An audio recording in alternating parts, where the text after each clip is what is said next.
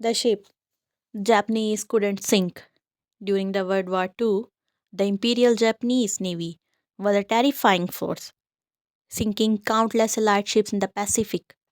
But there was one vessel that defied the odds, a ship that simply refused to go down. This is the incredible story of the ship the Japanese couldn't sink. Our story begins in the early years of the war as the United States and its allies desperately fought against Japan's relentless naval offensive. In the midst of this chaos stood a ship like no other, one that would gain a reputation for being practically unsinkable. The USS ship was not the largest or most powerful vessel in the fleet, but what it lacked in size, it made up for in sheer resilience. Over the course of the war, this ship endured relentless attacks, torpedoes, bombs, and even kamikaze strikes. Yet, time and time again, it emerged from battle still afloat.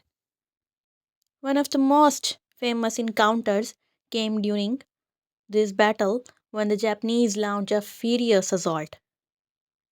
Enemy aircraft swooped in, unleashing a storm of gunfire and explosives.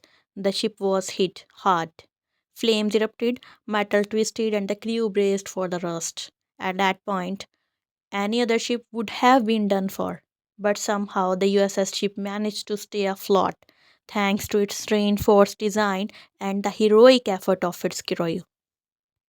But the attack did not stop here. The Japanese, determined to sink this stubborn ship, launched wave after wave of attacks. Kamikaze pilots, the ultimate weapon of desperation, crashed into its deck, causing unimaginable destruction. Yet, against all odds, the ship survived. The Japanese simply could not sink the ship. Its resilience became legendary and it served throughout the war, standing as a symbol of American determination and engineering ingenuity. So, what made this ship so tough? Was it superior engineering, sheer luck, or the unwavering spirit of its crew?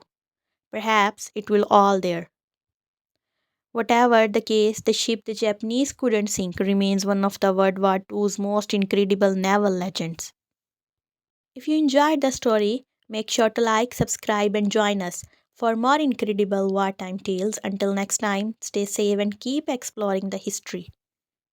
On April 16, 1945, at 4:30 a.m. off the coast of Okinawa, a sailor struggles to stay awake in the dim glow of the USS Laffey's radar room.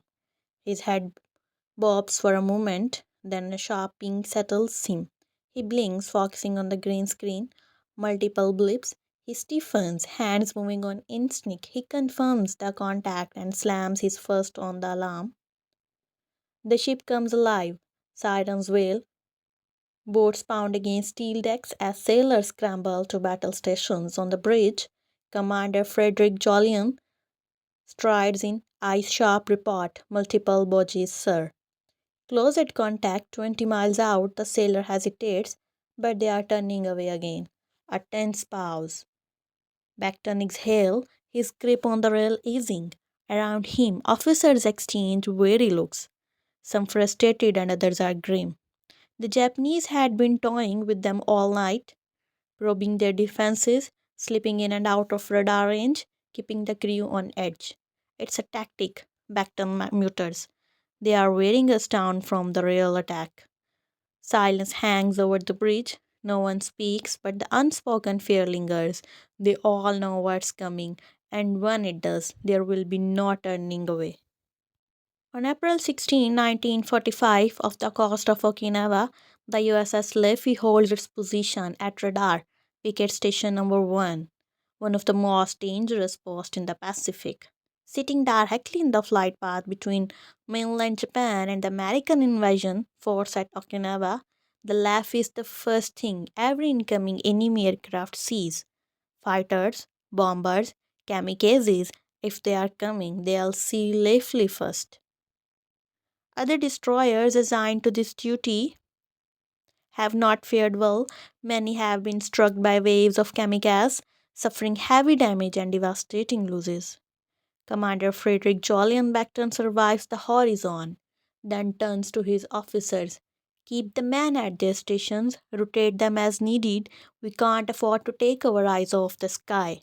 Above the ship's guidance circles a formation of F4U Corsairs from Margin Fighter Squadrons 312, 323, and 441.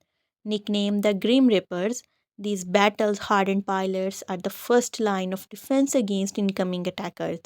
But at 7:30 am, something goes wrong.